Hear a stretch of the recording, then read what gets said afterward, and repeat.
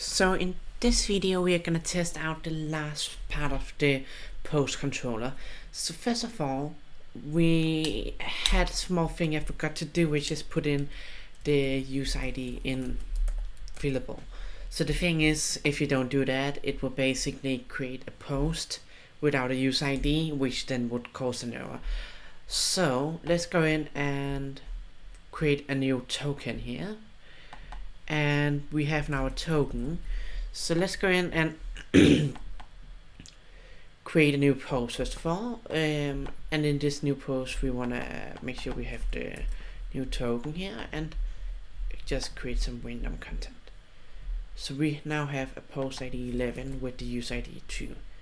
So now if we now go in and click post update 2, post 11, sorry, and content to hello world.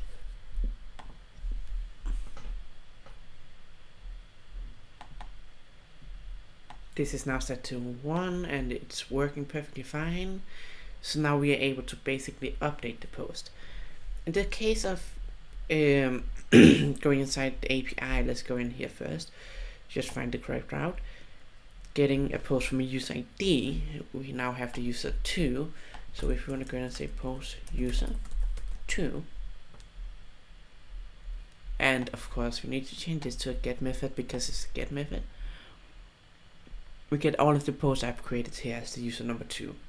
In the case you want to get the user count, I believe it's just going inside user-count/ID, which is 5 posts. And now to the last piece of it, and that's basically going in and destroying this here. So we want to destroy this here, and we also want to do as we do in here, we want to validate the ID here. So basically I did some testing up here, so there's some things like, for example, in here we just need to basically go in and create the else statement again here, where we say else if current user, and that's going to be ID, it's going to be equal to request ID, and then let's go in and say return this response here with authorized to edit this post. So I removed this because I did some testing and there was some errors, and I figured out what the problem was, the fillable thing. So basically we don't have to test this again, but you just pass in the ID when you do that. So we want to go in and just copy and paste this.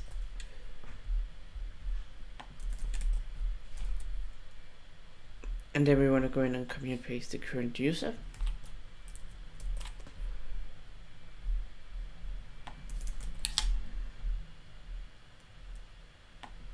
And then we just want to put it in here to request.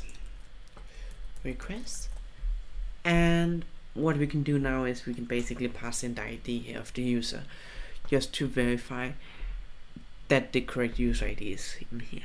So what we do now is we basically go in here and test this.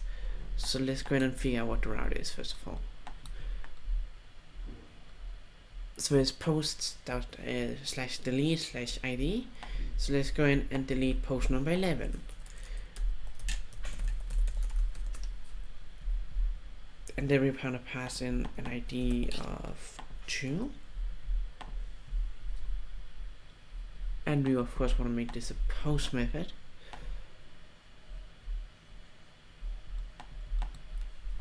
And I think the issue here is basically just putting in like this.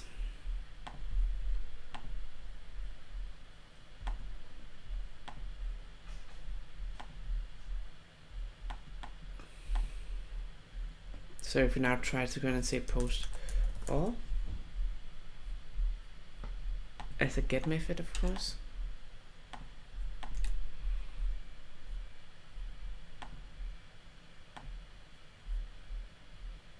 11 is deleted. So now we don't have post 11 anymore. And if we now go in and, of course, we want to go in and make sure we can get all of these posts correctly. So first of all, let's go up here and remove that one here, so you can be authorized actually to do it. And then let's go in here, and we can first of all copy and paste this like this, put it in here, and then we basically just want to do the exact same thing as we're gonna do here. So we want to sort by created add and get all of the posts. So if you now go in and create another post method here to post delete 10, we now get all of the posts except for the 10 because that's deleted. So that's actually all of the functions here, completely tested out.